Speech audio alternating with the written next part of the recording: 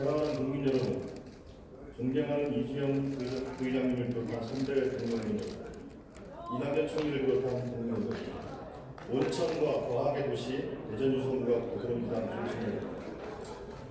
사회가 발전하기 위해서는 여러 가지가 필요하겠지만 신뢰와 공정이라는 사회적 가치가 무엇보다도 중요하다고 생각합니다. 선진국으로 가기 위해서는 그렇습니다. 하지만 최근 벌어지고 있는 일련의 상황은 매우 걱정스럽습니다. 먼저 일부에서 최근 급속하게 강화되고 있는 색깔론과 혐오를 부추기는 극단적인 언어는 공동체의 신뢰를 파괴하고 있습니다. 색깔론으로 일부 세력을 단결시킬 수는 있겠지만 결국 공동체를 분열시키고 있습니다. 또 많은 분들이 김학의 전 차관 사건에 대해서 예의주시하고 있습니다. 왜 그렇겠습니까? 우리 사회는 과연 공정한가? 이 질문입니다. 수많은 의혹과 피해자들의 증언이 있음에도 불구하고 어떻게 아무렇지도 않은 일들이 돼버렸는지 국민들은 묻고 있습니다. 관련해서 총리께 먼저 여쭙겠습니다.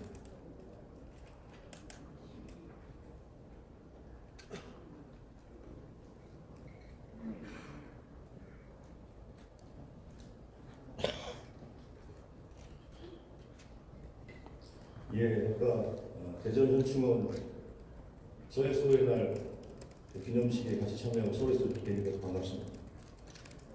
아까 앞서 의원님들의 질의를 주셨습니다만 김학의 전 차관 사건의 본질은 무엇이라고 생각하십니까? 예, 힘 있는 사람은 죄를 짓고도 수년 동안 아무렇지 않게 지내고 힘 없는 사람은 피해를 당하고도 오히려 숨어지거나 여러 가지 공포에 떨어야 하는 이 부조리한 현실을 어떻게 할 것인가, 여기에 본질이 있다고 생각합니다. 예, 그렇습니다. 대한민국 국민은 과연 대한민국이 공정한 나라인가, 정의로운 나라인가에 대한 질문을 이 사건을 통해서 하고 있다고 생각합니다. 그래서 실제로 이 사건이 수뢰 사건인지 또 성폭력 사건인지 아니면 차관의 검증 과정이나 검찰, 경찰의 수사 과정 그리고 무혐의 처분에 이르기까지 이 모든 과정이 과연 은폐나 이런 과정들이 있었는지 이거에 대해서 국민들은 궁금해하고 있는 것입니다. 자, 그렇다면 검증을 담당했던 민정수석, 직속 상관했던 법무부 장관이 만약에 몰랐다면 무능한 것이고 알고도 덮었다면 범죄에 대한 은폐가 될 것입니다. 이것도 아니라면 상관에 떠도는 것처럼 더 큰 손이 이 사건을 덮은 것이 아니냐, 또 이런 얘기도 있습니다. 총리는 어떻게 생각하십니까? 네, 여러 가지 추론이 나오고 있는 것은 압니다만 이번 사안에 관해서는 제가 책임 있는 답변을 드릴 만한 정보를 갖고 있지 않습니다. 예, 사건의 실체에 대해서는 물론 이 사건이 어떻게 또 처리되었는지 혹은 또 은폐되었는지에 대해서 철저하게 수사를 해야 된다고 생각합니다. 철저하게 수사를 해서 대한민국에는 특권층이 없다는 것을 보여주시기를 바랍니다. 어제 교학사가 노무현 대통령을 비하하는 합성사진을 게재했다가 전량 폐기하는 큰 의뢰를 던졌습니다. 들어보셨죠? 네. 교학사는 다 아시는 것처럼 뉴라이트 계열의 역사 교과서를 2013년에 만들어서 학교 현장에 배포하려고 했으나 전국에서 단 한 곳의 학교만 받아 결국에는 폐기 수준으로 갔습니다. 실제로 이것이 국정교과서를 추진했던 하나의 계기가 되기도 했습니다. 출판사는 신입 직원의 단순한 실수다라고 말하고 있지만 실제로 이런 전력이 비춰왔을 때 이를 액면 그대로 믿기는 어렵습니다. 주민님, 이 상황을 단순한 해프닝으로 보지 마시고 철저하게 진상을 좀 확인해 주시기를 부탁드리겠습니다. 그렇게 해주시겠습니까? 네, 그렇게 하겠습니다. 예, 노무현 대통령이 서거하신 지 10년입니다. 벌써 10년이 됐습니다. 더 이상 노무현 대통령을 혐오와 조롱, 비하를 위한 패러디의 대상으로 삼아주지 마십시오. 그만 노무현 대통령을 놓아주시고 영면하도록 도와주십시오. 이렇게 호소드리고 싶습니다. 네, 총리 들어가 주시고요. 위원회 부총리 나와주십시오.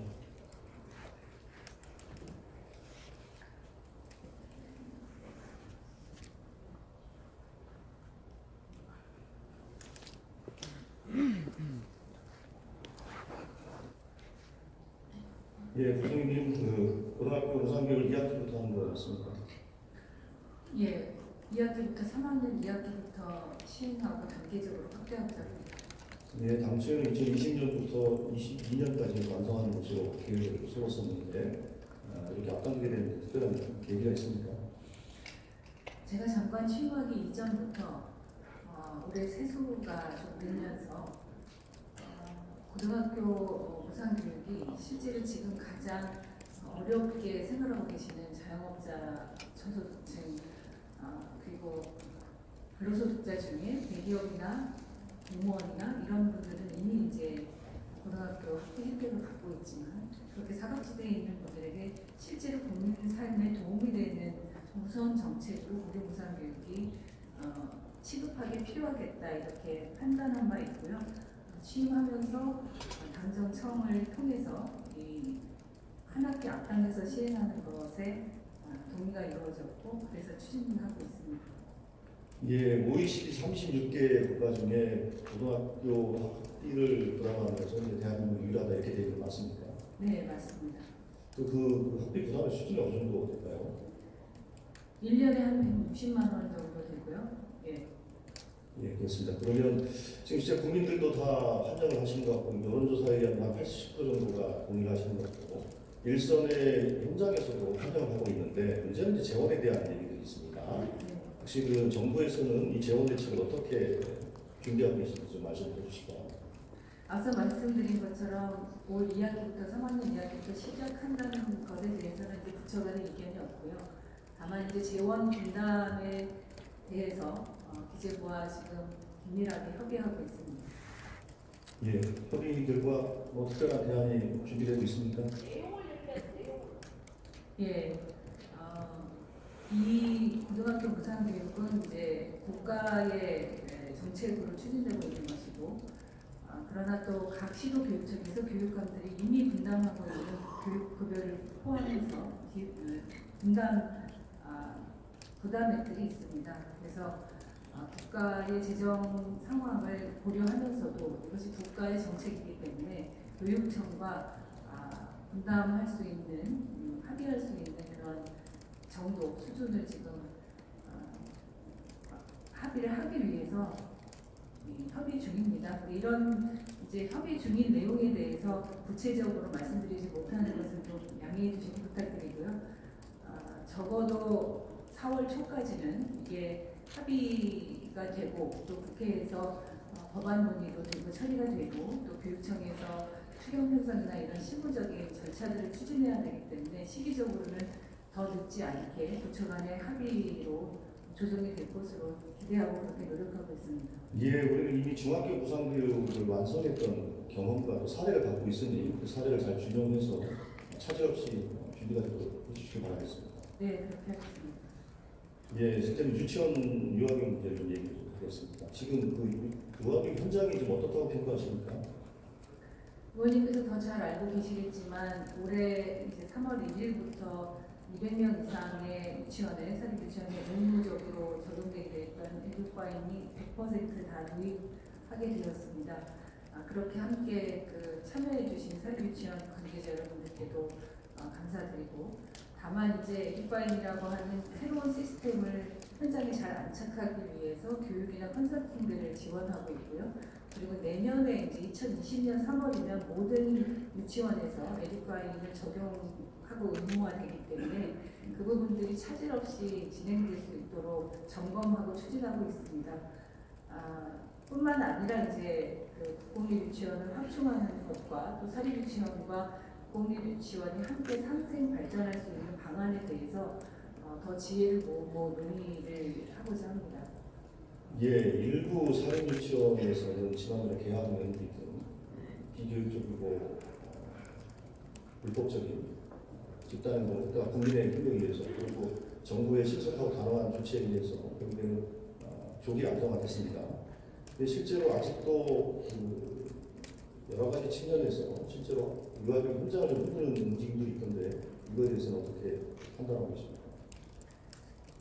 저는 많은 학부모님들과 국민들께서 사립 유치원의 특히 회계 투명성, 공정성에 대한 관심과 지지를 가져주셨기 때문에 일부 사립 유치원들의 회계 부정이나 비리에도 불구하고 그리고 그분들께서도 에듀파인 도입을 찬성해 주셨습니다. 국민들의 이러한 유아교육의 투명성과 공공성에 대한 요구는 더 이상 거스리거나 과거로 돌아갈 수 없을 만큼의 명령이다 이렇게 생각하고 있고요. 사회유치원 현장에서 있는 여러 가지 의견들은 발전적인 방안들을 모색하기 위해서 수렴하고자 합니다. 예, 실제로 그러면 사립유치원의 회계 투명성 그리고 공공성 강화를 위해서 실제로 어떤 조치가 더 필요하다고 판단하고 있습니다. 우선은 국회에서 이제 논의되고 있던 유치원 3법이 조속히 처리되는 것이 가장 안정적으로 유치원의 공공성과 회계 투명성을 담보할 수 있는 길이라고 생각하고 있습니다. 그리고 지금 저희가 이제 유치원 3법이 시행되기 이전이기 때문에 저희 부의 이제 시행령을 통해서 에듀파인 도입이라든가 또 여러 가지 아이들의 학습권을 보장할 수 있는 조치들을 시행령으로 지금 이제 만들고 있습니다. 그런 제도적인 정비들을 조속히 함과 동시에 유치원 현장에서의 교사들의 처우의 문제라든가 또 지역별의 편차라든가 유치원 사립유치원에서 제기하고 있는 여러 가지 어려움들에 대해서도 저희가 방안들을 마련하도록 노력하고 있습니다. 예, 말씀하신 것처럼 유치원 3법에 대한 신속한 처리를 국회에서 해야 되는데 그렇게 되지 못해서 정말 유감이고요. 지금이라도 빨리 좀 신속한 처리를 했으면 하는 바람입니다. 그리고 한편으로는 이제 안정적인 또 재정 여건에 대한 또 문제가 있는 것 같습니다. 아시는 것처럼 유아교육 특별회계가 올해도 종료가 하지 않습니까? 네. 이 종료에 따른 대책은 어떻게 하고 있습니까? 부모님께서도 뭐 잘 알고 계시겠지만 유아교육의 특별회계는 누리과정 예산으로 14년부터 3년 동안 굉장히 현장에 큰 진통을 겪고 대안으로 마련했는데 3년이 지나서 일몰되게 되어 있습니다. 원칙적으로 따지면 이제 어린이집과 유치원의 누리과정 이 교육을 어떻게 감당할 것인가의 문제가 다시 또 거론될 수 있기 때문에 제가 생각할 때는 이 근본적인 문제 해결을 위해서 누리과정 예산의 충당 방법을 관련 부처 간에 그리고 또 기재부까지 포함해서 시간을 두고 합의할 수 있는 방안들을 찾아내야 되지 않을까 싶습니다. 그래서 당장 일몰을 그냥 그대로 이제 일몰되게 두는 것이 아니라 제가 생각할 때는 일몰 시기를 좀 연장하더라도 그 시기 동안에 기재부와 보건복지부와 교육부와 또 국회와 합리적인 방안들을 찾을 수 있도록 논의 과정이 필요하다고 보고 있습니다. 예, 아시는 것처럼 누리과정비는 7년째 22만 원 연결되어 있지 않습니까? 네. 예. 그리고 실제로 이 분별된 누리과정비로 인해서 유아교육의 질이 많이 또 보육의 질이 상당히 좀 떨어져 있다는 평가들이 많이 있습니다. 그래서 유아교육 특별회계를 우리가 논의할 때는 피크지 이겨줘요. 저는 이런 제안을 드리고 싶습니다. 어차피 지금 아이들은 이렇게 감소 추세 그렇지 않습니까? 네. 그런데 그 유아교육 특별회계상에 이 액수를 우리가 2017년도 기준, 18년도 기준을 동결을 해서 이걸 가지고 19년, 20년, 21년, 한 시에 3년, 5년 이렇게 가게 되면 아이들이 주는 만큼 누리과정 교육이 올라가게 되는 효과가 생기게 되는 겁니다. 저는 이런 취지로 재정당국과 교육당국이 표기를 좀 하였으면 하는 생각이 듭니다. 예, 누리과정이 벌써 7년째 22만 원으로 동결되고 있어서 현장이 매우 어렵습니다. 그래서 좀 더 이제 증액하고 늘려야 된다는 취지에 대해서 이제 공감을 하는데 이 부분이 항상 보건복지부, 교육부, 또 교육청, 기재부까지 이견들이 매번 발생을 해왔습니다. 지금 원님께서 말씀하신 학생수 원화수가 줄면서 그대로 이제 동결을 하더라도 좀 더 질 높은 교육 현장을 만들 수 있다는 점에서 그런 방향뿐만 아니라 지금 이제 고교무상 교육도 그렇고요, 유아회계, 누리과정 회계도 그렇고요, 지방교육 재정을 어떻게 잘 실효성을 높이면서 운영할 수 있을 것인가에 대한 연구 용역이나 합의의 과정들이 저는 조금 더 근본적으로 필요한 게 아닌가 생각하고 있습니다. 예, 재정당국은 아이들이 줄어드는 것만큼 교육 예산을 줄여야 된다고 얘기를 합니다. 참 잔인한 문제라고 생각하고 있습니다. 옳은 방향도 아닙니다. 이렇게 해서는 저출산의 깊은 늪에서 우리가 탈출을 할 수가 없습니다. 그렇게 잘좀 협의를 좀 부탁드리고요. 국가교육위원회 관련된 말씀드리도록 하겠습니다. 국가교육위원회 그 설립의 필요성이나 이런 거에 대해서는 교육부 공감을 하신 거죠? 예, 물론입니다. 국가교육위원회는 여야를 막론하고 벌써 몇 차례 개선 과정에서도 공통의 그 공약 사항이었기도 합니다. 저희도 적극적으로 함께 추진하고 있습니다. 예, 국가교육위원회는 당연한 교육에 대한 불신, 또 불확실성을 해소하기 위한 좋은 수단으로 우리가 사고를 하고 있습니다. 부총이 잘 아시겠지만 한지궁 세순이라는 걸 들어보셨지 않습니까? 예, 고3은 2009 교육과정의 기존 순위고, 고2는 2015 교육과정의 기존 순위고, 고1은 2015 교육과정의 새로운 순위입니다. 이렇게 되어 있습니다. 참 이런 학교 현장에 혼란스러울 수밖에 없습니다. 근데 이런 혼란과 불신을 극복하기 위해서는 지속적이고 안정적인 교육 정책을 수립하고 설계하는 단위가 무엇보다 필요하다는 부분들이 계속 있어 왔고, 그거에 대해서 이제 국회에서 본격적인 논의가 되게 될 겁니다. 교육부도 적극적으로 협력을 부탁드리겠습니다.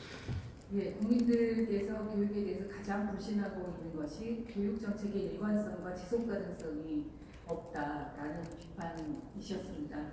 따라서 중장기적이고 좀 더 비전을 갖는 그 교육 정책들은 국가교육위원회를 통해서 사회적 합의를 이뤄나가는 게 매우 중요하다고 보고요. 그런 과정에서 지방교육 자치를 이제 일관하면서 국가교육위원회가 출범하면 교육부와의 교육과 관련된 거버넌스 체계가 전반적으로 개편될 그럴 예정에 있습니다. 예, 부총리 들어가시고 총리 나와주십시오.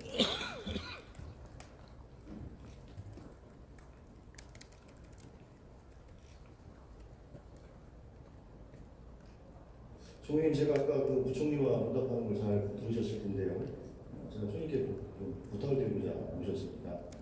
보건무상교육 그리고 유아교육에 대한 재정 문제, 이 문제를 포함해서 총리님께서 재정당국과 교육당국, 보육당국과 함께 협의하셔서 정말로 지속 가능하고 또 교육의 질을 좀 높일 수 있는 방안으로 이 지속적이고 안정적인 재정 대책을 좀 만들어 주셨으면 합니다. 그것도 부탁을 드리겠습니다. 네, 그러지 않아도 경제부총리와 교육부총리 두 분 사이에 이 문제에 대해서 좀 입장의 차이가 있어서 제가 도움 모시고 논의를 붙인 적도 있습니다.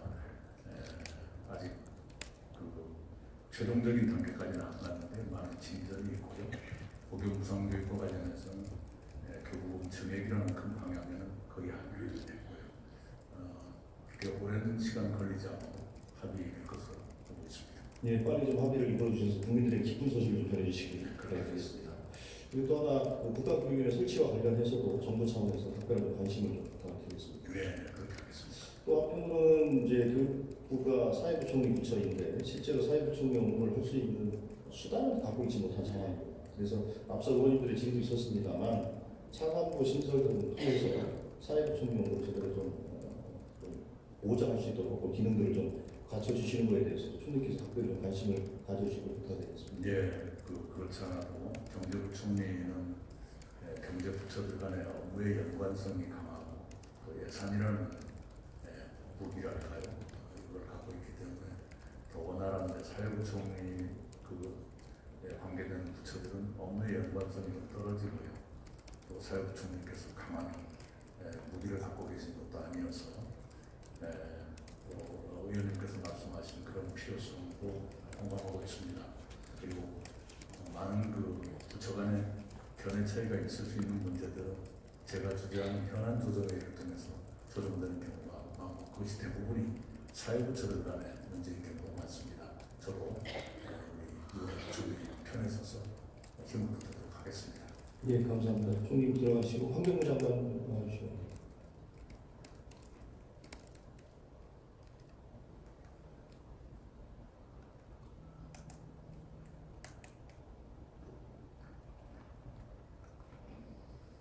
예, 미세먼지 관련해서 아까 성일정 의원님하고 응답하는 걸 봤습니다. 네. 현장을 좀 더 파악하시는 건 좀 필요해 보이고요.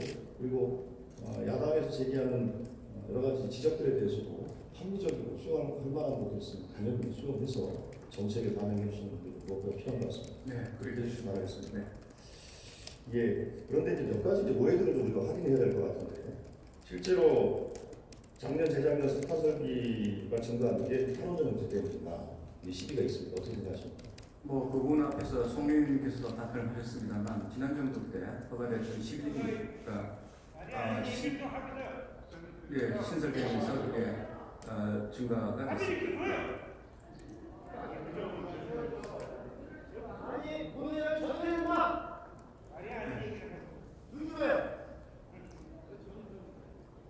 예, 누가 말이 안 되는 것인지는 보면 알겠죠. 자, 그럼 문재인 정부가 그러면 석탄 발전 설비를 증가시키는 정책을 시행한 적이 있습니까? 전혀 없습니다. 없죠. 그럼 실제로 석탄 발전으로 인한 초미세먼지가 감소하는 것으로 알고 있는데 통계상 그렇습니까? 네, 16년, 17년 사이에 석탄 발전소의 전력 생산량은 11.4%가 늘었습니다만 미세먼지는 25.4%가 줄었습니다. 네, 아까 그건 이미 제가 말씀을 드렸던. 예, 그리고 미세먼지는 이제 국내적 요인, 국외적 요인이 있을 텐데 네. 국내적 요인과 국외적 요인에 대해서 다 간략하게 좀 분석 설명을 좀 부탁드리겠습니다.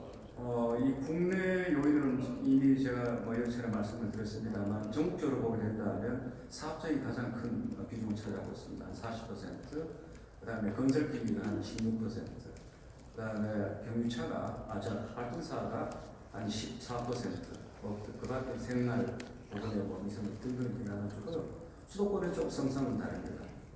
그다음에 상당한 또한 30 내지 50%가 국외 기업이 되겠습니다. 그 중에서 대부분이 이제 중국에서 오는 것으로 저희는 보고 있습니다.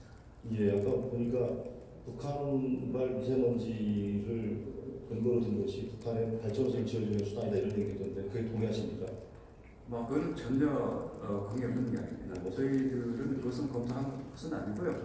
앞에서 여러 번 내가 답변을 드렸습니다만 폴스 AQ의 조사 결과를 제가 가지고 말씀을 드렸던 겁니다. 그리고 그 기구는 어떻게 구성되어 있는 겁니까? 그는 우리 이제 국립환경과학원하고 미국의 우주항공 당국하고 협약을 한 겁니다. 그래서 연차 사업을 하고 있는데 작년 말에 다시 또 MOU를 맺어서 올해도 후반기에 다시 측정을 할 겁니다. 그러면 국외적 요인을 관리하기 위한 그 거버넌스나 수단은 어떻게 고민하고 계십니까? 지금으로서는 중국과의 협력이 가장 중요합니다. 그래서 제가 2월 23일부터 한 6일, 7일 사이에 중국 행정장을 만나서 세 가지를 크게 합의를 했습니다. 일단은 비상 저감을 할 수 있는 예고제를 공유하는 것, 그다음에 지금까지 해왔던 청춘 프로젝트라는 측정 중심의 이 프로젝트를 한중간 대표적인 일종의 그 브랜드 과제로 거기는 측정뿐만 아니라 여러 가지 저감 방법까지도 찾는 이런 또 그리고 실증 사업도 하고 그다음에 실증 사업도 특히 지금까지는 대형 사업장 중심에 있던 것을 보일러 설치장이라든가 이런 소형 사업장 가지고 대상을 하고 있고요. 인공광학 실험에 대해서도 다시 한번 합의를 했고, 그다음에 마지막으로 합의를 했던 부분은 각국의 정책의 어떤 실정에 맞는 저감 방안을 찾는 것을 논의하는 고위급 정책 협의를 구성했습니다. 그 정책 협의에는 장관급이 될지 혹은 구상이 될지는 아직까지는 구체적인 논의는 조금 남겨두고 있습니다.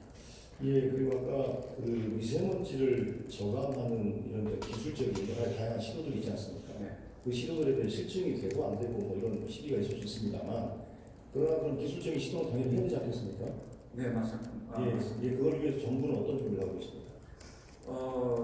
여러 가지로 지금 R&D 과제를 추진하고 있습니다. 앞에서 제가 말씀드렸던 야외 공기 정화기는 그건 이제 초보적인 검토만 거쳤던 거고요. 지금은 조금 더 전문가들 사이에 검토를 좀 더 거쳐서 실증 과정을 거칠 계획입니다. 그리고 아울러 미세먼지 저감을 위한 기술 개발은 부처의 어떤 그런 R&D 과제로 좀 추진해서 거기서 실용 가능한 기술을 발굴하는 이런 프로젝트들이 지금 준비를 하고 있습니다. 예, 그래서 저는 이제 그런 제안을 드리고 있습니다. 그 미세먼지 대응 기술센터 같은 것들을 만들어서 거기에 인과 관의 R&D라든지 기술 사업가라든지 이런 것을 한번 총괄해서 한번 검토해보는 것도 필요하지 않나 이런 생각이 듭니다. 검토 부탁드립니다. 예, 지금 그 특별법에 의해서 국가 미세먼지 정보센터가 이제 강행 규정으로 설치가 됩니다. 거기서 여러 이벤트를 구축으로부터 원인에 대한 여러 규명, 그다음에 기술 개발, 국제 협력, 그다음에 저감 방안 그 모든 것을 총체적으로 아마 연구를 하고 시행 방안 또는 거기서 아마 연구를 통해서 정책으로 아마 제안을 할 것 같습니다. 예, 미세먼지 대책은 사실은 단순한 대책까지는 되지 않습니다. 아주 종합적이고 정교한 대책이 필요한 만큼 정부 차원에서 종합적인 대책을 잘 수립해서 시행해 주시길 부탁드리겠습니다. 네, 연락해 주십시오. 네, 마지막 총리님.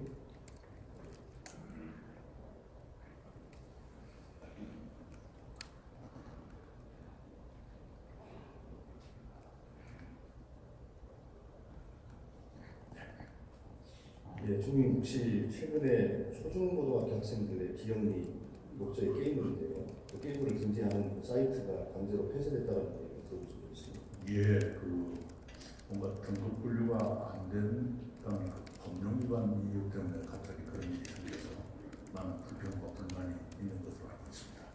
근데 이 문제가 저는 아주 행정 편의주의적이고 관료주의적인 접근 때문에 발생한 문제라고 보고 있습니다. 실제로 그 학생들은 사실은 자기들이 이 창작물을 그냥 비영리 목적으로 어떤 사이트에 게시를 한 거고, 근데 그 게시에 따른 등급 분류가 안 했다는 이유는 폐쇄가 된 것인데, 이거는 실제로는 제도적인 허점이 있었던 것이지 그 창작물을 비영리 목적으로 게시한 친구들의 잘못은 아닙니다. 예, 제도의 미비 또는 제도 운영의 좀 자의성 같은 것이 있었다고 보입니다. 시대 흐름은 1인 창작물이 증가하고 SNS나 유튜브 같은 것이 마구 늘어나는 세상인데 과거의 잣대를 가지고 재단을 하고 하는 것이 가능하지도 않을 뿐만 아니라 바람직하지도 않다고 생각합니다. 관객과 함께 상의하도록 하겠습니다. 예, 실제로 이거는 이제 창작의 자유에 대한 침해로 받아들이고 있습니다. 그래서 상당히 심각한 상황인 인정에 대해서는 관객과 협의를 강요했습니다. 저희라는 게 늘 과거 것이기 때문에요. 더구나 지금처럼 변화가 빠른 시기에는 멸 낡은 것이 새로운 것을 막는 그런 불합리한 일이 벌어지긴 합니다. 관객과 함께 상의하겠습니다. 예, 또 한편으로 지금 이제 게임 산업 게이민들이 걱정하는 것 중에 하나가 WHO에서 게임 이용에 대한 장애 등급 분류하는 건 있습니다. ICD-11이라는 게 있는데요. 예. 이 부분에 대해서 상당히 걱정이 많습니다. 분류 기준도 명확하지 않고 임상자료도 뚜렷하지 않고 그 예후나 효과가 어떤지도 알 수 없는 상황에서 장애 등급 분류한다는 것은 상당히 문제가 있는 것으로 보여지고 있습니다. 그래서 제가 지난번 예결위에서 부처의 협업을 또 논의를 좀 제가 요청한 바 있습니다. 총리께서 잘 좀 챙겨주시길 당부드리겠습니다. 예, 국제적인 그 추세라든가 또 국내 각계의 의견을 들어볼 필요가 있겠고요. 저 자신이 나이 먹은 세대로서 제 기분만 얘기해봤자 정답을 말하기는 어려울 겁니다. 저 자신도 때로는 누워있을 때 몇십 분 동안 핸드폰 들여다보고 있는 경우도 있는데 저도 그러면 그 장애에 포함되는가 하는 생각이 들 때도 있습니다. 같이 상의하겠습니다. 예, 감사합니다.